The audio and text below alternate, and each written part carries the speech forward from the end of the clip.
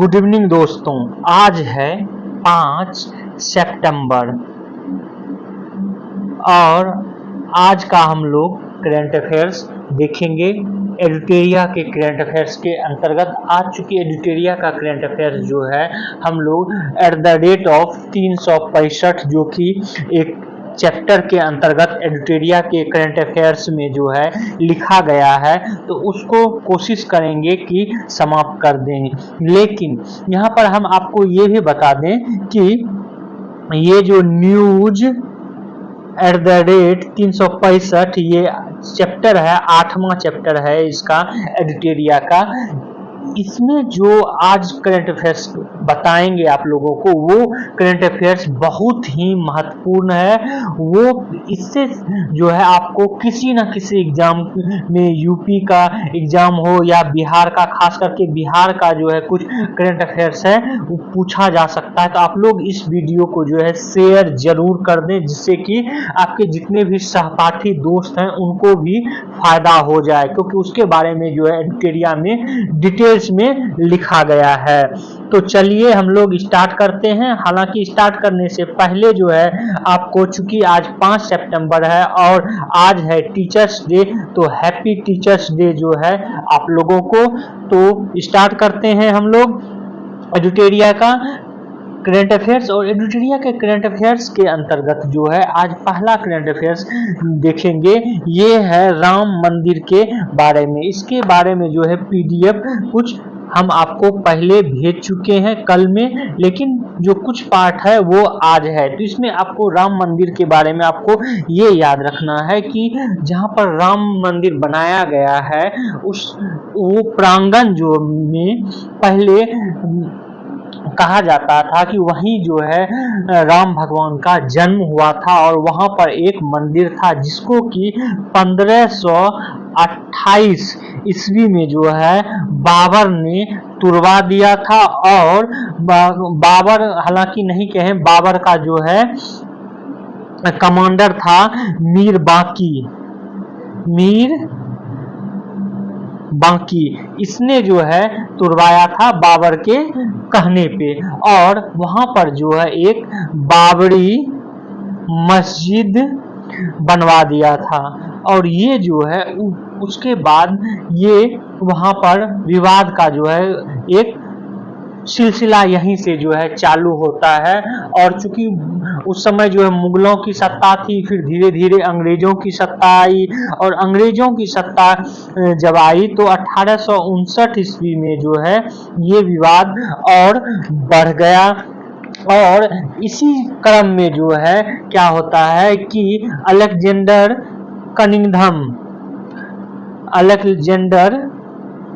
Cunningham आप यहाँ पे देख सकते हैं कि सर्वप्रथम अयोध्या का जो है सर्वेक्षण 1862-63 में जो है करवाए।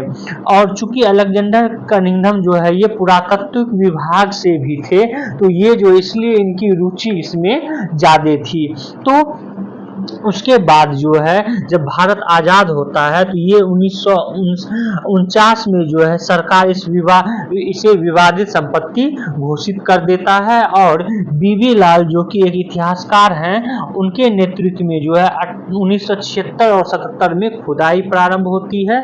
लेकिन 6 दिसंबर 1992 को जो है मस्जिद को ढा दिया जाता है, गिरा दिया जाता है। गिराने के बाद केंद्र सरकार ने इसकी जांच के लिए जो है लिब्रहम आयोग का गठन करता है। ये पूछा गया है कि लिब्रहम आयोग जो है किससे संबंधित है, तो वो अयोध्या ढांचा विवाद से संबंधित था, और 1992 में इनका गठन किया गया था।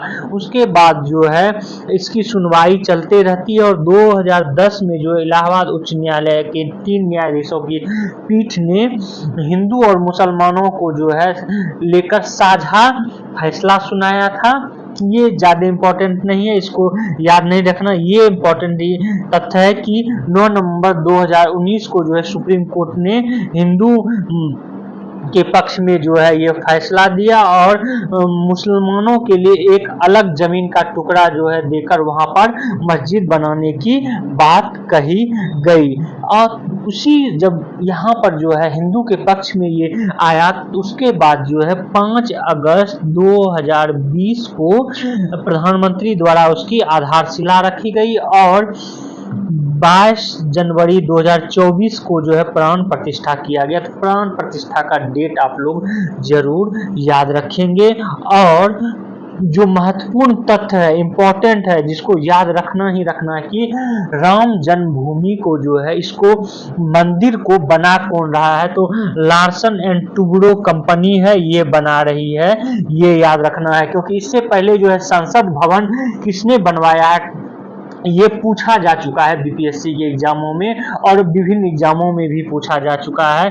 उसको टाटा ने बनवाया था, तो इसको जो है लार्सन एंड टुब्रो कंपनी बना रही है और टाटा कंसल्टेंसी इंजीनियरिंग लिमिटेड जो है प्रोजेक्ट मैनेजमेंट कंपनी के रूप में इसमें काम कर रही है। इसमें 5 मंडप हैं जिसमें कि नृत्य मंडप, रंग मंडप, सभा मंडप, प्रार्थना मंडप और कीर्तन मंडप जो है ये हैं। यहाँ पर एक इम्पोर्टेंट तथ्य आपको ये भी बता दें कि इस मंदिर के वास्तुकार जो हैं ये हैं चंद्रकांत बी सोमपुरा।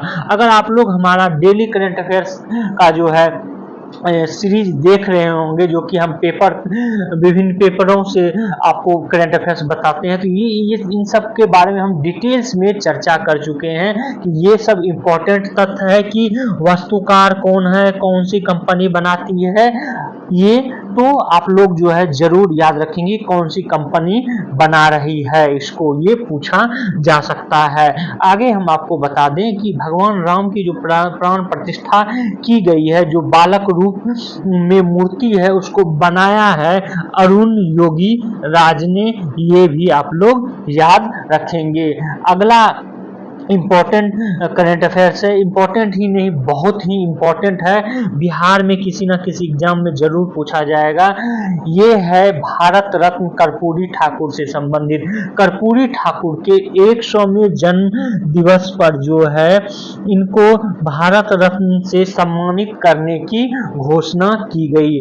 यहाँ पर कर्पूरी ठाकुर के बारे में कुछ इम्पोर्टेंट तथ्य बता देते हैं, उसके बाद आपको भारत रत्न के बारे में भी चर्चा कर देंगे जो कि आपको याद रखना है। तो कर्पूरी ठाकुर इनका जन्म जो है 24 जनवरी 1924 को पितोजिया गांव जिसका कि वर्तमान नाम कर्पूरी ग्राम है, पितोजिया गांव समस्तीपुर में हुआ था और 17 फरवरी 1988 को उनका निधन हो गया। जननायक के नाम से लोकप्रिय ये सामाजिक न्याय के प्रबल समर्थक रहे हैं कर्पूरी ठाकुर। कर्पूरी ठाकुर जो है प्रारंभ में सोशलिस्ट पार्टी के उम्मीदवार के रूप में थे और उन्होंने 1952 में ताजपुर विधानसभा सीट से जीत हासिल की थी। तो पहली बार ताजपुर विधानसभा सीट से वो जीते थे, ये इम्पोर्टेंट तथ्य आप लोग याद रखेंगे। और किस पार्टी से थे? सोशलिस्ट पार्टी से ये, क्योंकि इसी तरह का जब प्रश्न जो है बीपीएससी में पूछा जा चुका है, जब रामविलास पासवान का निधन हो गया था तो वो प्रारंभ में जो है किस पार्टी से जुड़े हुए थे ये पूछ लिया गया था। तो संभावना है कि इस तरह का प्रश्न जो है फिर से पूछ लिया जाए कर्पूरी ठाकुर के बारे में, तो इसलिए आपको जानकारी रखनी जरूरी है कि वो सोशलिस्ट पार्टी के उम्मीदवार थे और ताजपुर विधानसभा से पहली बार जीते थे और 2 बार जो है वो मुख्यमंत्री रहे। पहली बार जो मुख्यमंत्री रहे वो 22 दिसंबर 1970 से 1971 के बीच, और उस समय जो है वो संयुक्त सोशलिस्ट पार्टी के से जो है वो रहे थे, मुख्यमंत्री बने थे। इसका कहने का तात्पर्य यह है कि जो पहली बार कर्पूरी ठाकुर मुख्यमंत्री बने थे तो वो किस पार्टी से संबंधित थे? तो संयुक्त सोशलिस्ट पार्टी से संबंधित थे, ये याद रखना है। उसके बाद दूसरी बार जब 1977 से 1979 के बीच वो मुख्यमंत्री बने बिहार के, तो वो जो है जनता पार्टी से थे संबंधित। ये दोनों इंपॉर्टेंट तथ्य आप लोग याद कर लेंगे अभी ही। आगे चलते हैं। आगे आपको बता दें कि 1977 में थोड़े समय के लिए कुछ समय के लिए वो सांसद भी बने रहे थे। 1967 से 1968 तक बिहार के शिक्षा मंत्री के रूप में वो काम किए थे और मैट्रिक परीक्षा में अंग्रेजी को अनिवार्य विषय के रूप में जो अनिवार्य विषय था उसको हटा दिया गया था। तो सबसे पहले कर्पूरी ठाकुर ने ही बिहार में अंग्रेजी को जो है उसको अनिवार्य विषय से हटाकर सब्सिडी के रूप में रखा था, जो कि वर्तमान में अभी आप लोग देखते हैं कि अंग्रेजी में सिर्फ जो है पास करना जरूरी होता है, या कहीं कहीं सिर्फ अंग्रेजी में आप दीजिए ना बस आप एग्जाम दीजिए, इस तरह से होता था। तो ये जो है पहले कर्पूरी ठाकुर ही ने किया था जब वो शिक्षा मंत्री थे। उसके बाद इन्होंने कर्पूरी ठाकुर ने ही 1970 में बिहार में पूर्ण शराबबंदी लागू किया था। ये भी आप लोग ध्यान में रखेंगे। अब आते हैं आपको भारत रत्न के बारे में बता दें। भारत का सर्वोच्च नागरिक सम्मान है भारत रत्न, और ये जो है 2 जनवरी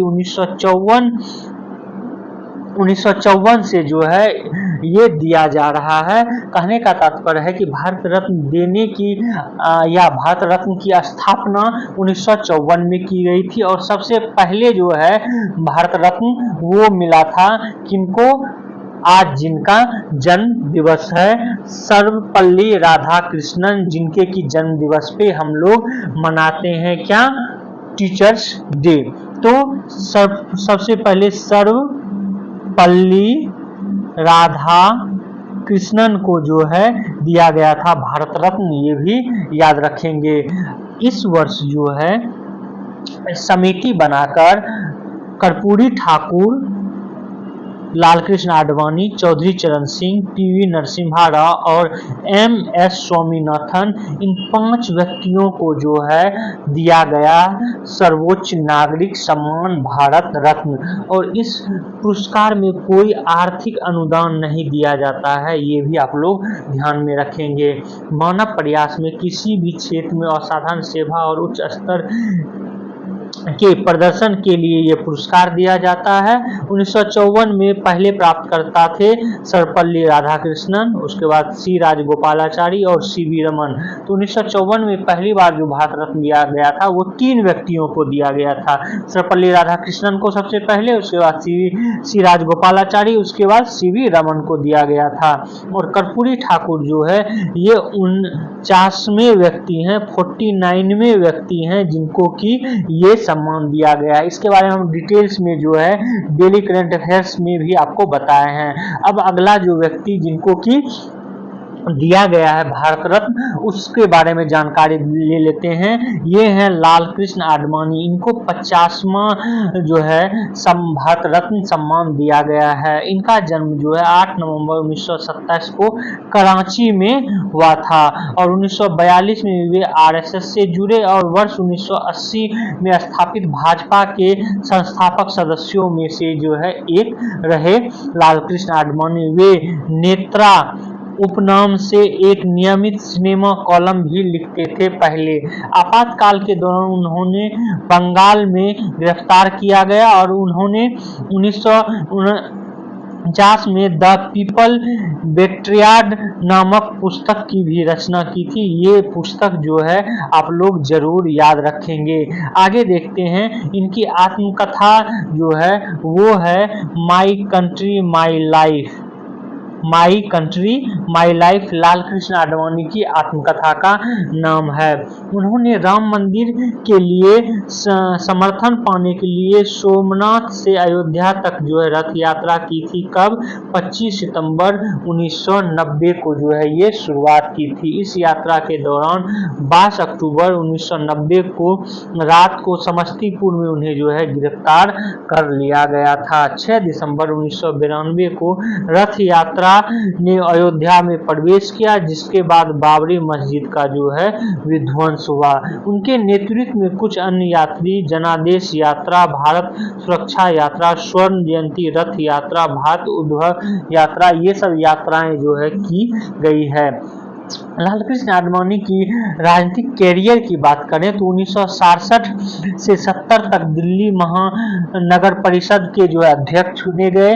अप्रैल 1970 में जनसंघ सीट से जो है राज्यसभा के लिए चुने गए और 1972 में जनसंघ के अध्यक्ष बने और 1986 में भाजपा के अध्यक्ष बने। तो चूंकि भाजपा पहले जो है जनसंघ के नाम से जानी जाती थी, ये भी आप लोग ध्यान में रखेंगे। वहीं पर बता दें कि 1977 में जनता पार्टी सत्ता में आई थी, तो वह केंद्र सूचना और प्रसारण मंत्री थे और राज्यसभा में सदन के नेता भी चुने गए थे। 1989 में पहली बार नई दिल्ली सीट से 9वीं लोकसभा के लिए निर्वाचित हुए। वे 7 बार जो है लोकसभा के सदस्य रहे, 4 बार जो है राज्यसभा के सदस्य रहे। 2002 से 4 तक भारत के 7वें उप प्रधानमंत्री के रूप में उन्होंने कार्य किया और 1998 से 4 तक भारत के गृह मंत्री के रूप में भी कार्य किया। वह 2009 में भाजपा के प्रधानमंत्री उम्मीदवार थे, हालांकि 2009 में जो है भाजपा नहीं जीत पाई थी, सीट नहीं ला पाई थी, बहुमत नहीं प्राप्त कर पाई थी। अगला जो भारत रत्न प्राप्त करता है ये हैं चौधरी चरण सिंह। चौधरी चरण सिंह का जन्म जो है 1902 में हुआ था मेरठ उत्तर प्रदेश में। हाल ही में 51वें भारत रत्न से इनको जो है सम्मानित किया गया है। 49 में से कौन को? कर्पूरी ठाकुर, 50 में से लालकृष्ण आडवाणी और 51 में से चौधरी चरण सिंह। ये सीक्वेंस भी आप लोग जरूर ध्यान में रखेंगे। वे 1946 में पंडित गोविंद बल्लभ पंत सरकार में संसदीय सचिव बने। 1907 में भारतीय क्रांति दल के नाम से अपनी पार्टी बनाई और बाद में इसका नाम बदलकर लोक दल जो है रख दिया, जो कि अभी वर्तमान में भी लोक दल है।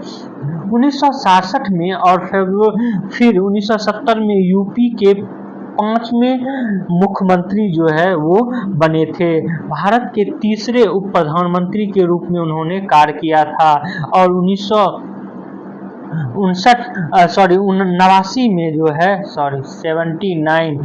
1979 में भारत के 5वें प्रधानमंत्री बने। वित्त एवं गृह मंत्री के रूप में भी उन्होंने कार्य किया और 1959 में उनकी मृत्यु हो गई। उनके लिए किसान घाट के नाम से जो एक स्मारक बनाया गया है। तो किसान घाट से संबंधित कौन है? तो चौधरी चरण सिंह जो है किसान घाट से संबंधित है। जैसे राजघाट से कौन सा संबंधित है? तो महात्मा गांधी। ये भी पूछा जाता है खास करके एसएससी में। अगर आप लोग एसएससी का तैयारी कर रहे होंगे तो ये जरूर याद रखेंगे। जवाहरलाल नेहरू के जो है स्थल को क्या कहा जाता है? इंदिरा गांधी के स्थल को, चौधरी चरण सिंह के, अटल बिहारी वाजपेयी के, ये सब जो है आप लोग जरूर याद कर लेंगे। अगला देखते हैं, इसी में किसान के लिए उनके योगदान के लिए जो है 23 दिसंबर को किसान दिवस के रूप में मनाया जाता है, चौधरी चरण सिंह के योगदान के लिए ही, क्योंकि चौधरी चरण सिंह का जो है जन्म कब हुआ था? 23 दिसंबर को। यही कारण है कि किसान दिवस 23 दिसंबर को जो है मनाया जाता है।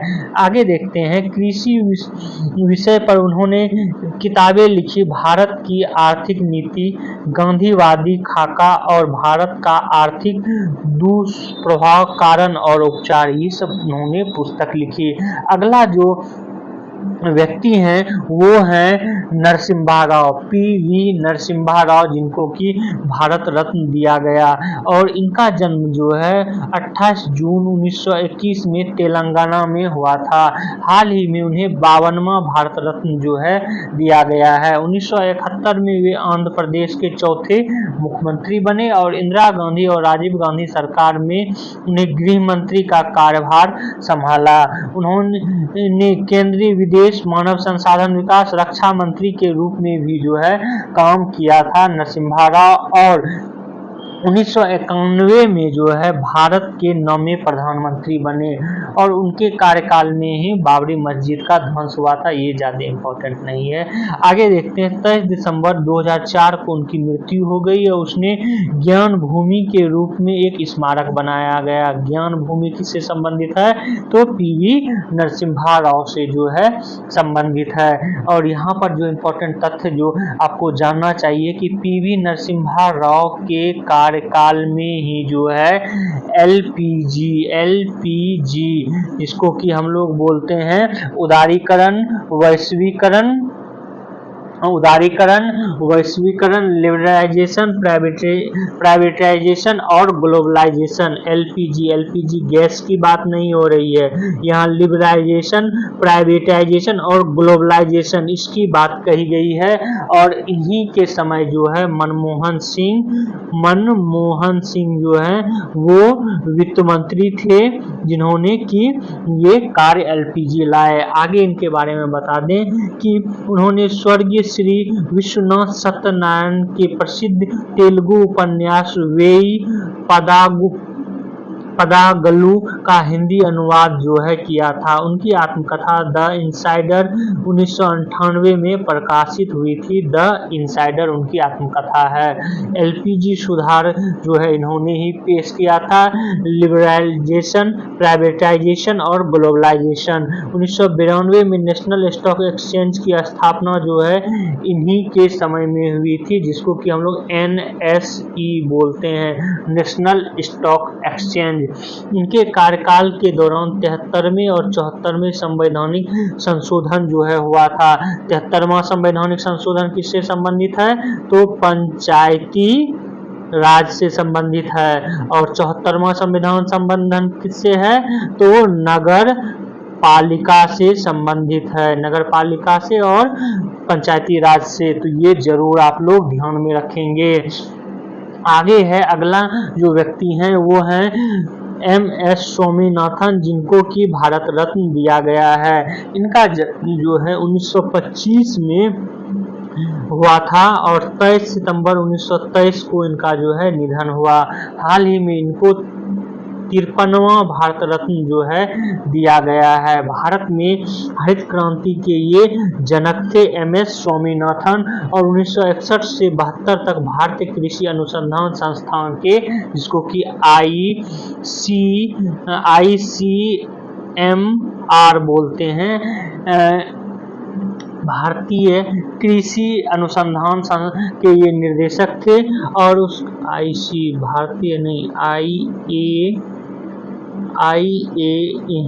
भारतीय कृषि अनुसंधान संस्थान, इंडियन एग्रीकल्चर रिसर्च ऑर्गेनाइजेशन, इसका जो है ये निर्देशक थे। और 1969 से 80 में कृषि मंत्रालय के प्रधान सचिव भी ये रह चुके हैं। और 1982 में अंतर्राष्ट्रीय चावल अनुसंधान के महानिदेशक के भी जो है ये रह चुके हैं। अंतर्राष्ट्रीय चावल अनुसंधान संस्थान का मुख्यालय ये मनीला में है, मनीला में। ये भी आप लोग जरूर यहीं पर ध्यान में रखेंगे। आगे आपको बता दें कि इनको जो है 1971 में रमन मैग्सेसे पुरस्कार दिया गया था, 1986 में अल्बर्ट आइंस्टीन विश्व विज्ञान पुरस्कार और 1987 में प्रथम विश्व खाद्य पुरस्कार और 1994 में UNEP सासाकावा पर्यावरण पुरस्कार और 1999 में यूनेस्को महात्मा गांधी स्वर्ण पदक और 2000 में Franklin D Roosevelt forum freedom medal जो है दिया गया था। ये तो अंतर्राष्ट्रीय स्तर का मेडल था जिनको कि स्वामीनाथन को दिया गया था। वहीं पर जो है राष्ट्रीय स्तर पर इनको 1961 में भटनागर पुरस्कार, 1967 में पद्मश्री, 1972 में पद्म भूषण और 1989 में पद्म भूषण दिया गया। और 1999 में शांति निशस्त्रीकरण और विकास के लिए इंदिरा गांधी पुरस्कार और 2024 में दिया गया इनको भारत रत्न मृत्यु उपरांत जो है ये इनको दिया गया है। अगला जो है आज का करंट अफेयर्स देखते हैं। ये करंट अफेयर्स है वित्त आयोग, 16वें वित्त आयोग से संबंधित। भारत में भारत सरकार ने भारत के राष्ट्रपति की मंजूरी से अनुच्छेद 280 के 1 के तहत 16वें वित्त आयोग का जो है गठन किया है। तो आप ये जो बार बार पूछा गया है पॉलिटी में कि वित्त आयोग का वर्णन भारतीय संविधान के किस अनुच्छेद में है, तो आर्टिकल 280 में जो है ये आप लोग याद कर लेंगे, ये बार बार पूछा गया है। अब यहीं पर जो है आपको बता दें कि वित्त आयोग की नियुक्ति कौन करता है, तो राष्ट्रपति नियुक्ति करता है। किसकी मंजूरी से, तो भारत सरकार की मंजूरी से। तो आपको ये भी पूछा गया है कि वित्त आयोग का जो है नियुक्ति कौन करता है, तो राष्ट्रपति। बस इतना ही आपको याद रखना है। किस अनुच्छेद के तहत, तो 280 के 1 के तहत करता है। तो वित्त आयोग के जो अध्यक्ष कौन है अभी, डॉक्टर अरविंद पनगडिया, जो कि नीति आयोग के प्रथम उपाध्यक्ष भी थे।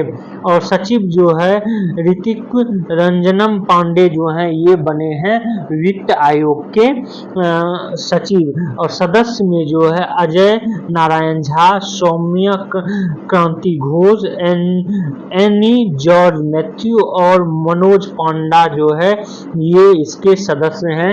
ये भी याद रखेंगे। पहले तो नहीं पूछा जाता था, लेकिन जो है बीपीएससी इस तरह के प्रश्न जो है पूछ लेता है और एक बार पूछा भी गया है। अजय नारायण झा, सौम्या क्रांति घोष, एनी जॉर्ज मैथ्यू और मनोज पांडा जो हैं ये इसके सदस्य हैं। और डॉक्टर अरविंद पनगडिया जो हैं ये 16वें वित्त आयोग के अध्यक्ष हैं। ये तो अभी ही रट लेंगे अगर आप एसएससी का एग्जाम दे रहे हैं तो। आगे देखते हैं वित्त आयोग के कार्य की बात करें तो वित्त आयोग का मुख्य कार्य केंद्र और राज्य सरकार की वित्त स्थिति का मूल्यांकन करना है।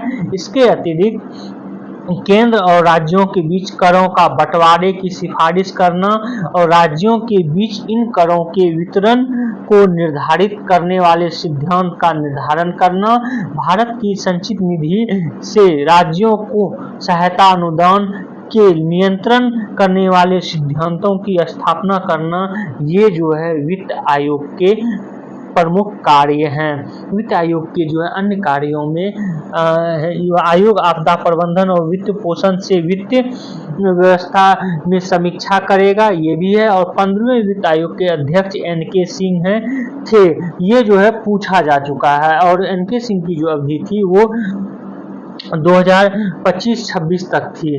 वहीं पर जो है देखें कि 16वें वित्त आयोग इनकी जो है कार्यकाल 5 वर्ष का है और इनका जो है ये होगा 26 से लेकर 31 तक जो है इनका कार्यकाल होगा, गठित किया जाएगा। और इसकी अवधि 1 अप्रैल 2026 से शुरू होगी और 31 अक्टूबर तक जो है ये अपना रिपोर्ट होगा, लेकिन कार्यकाल उस बीच का होगा, ये याद रखेंगे।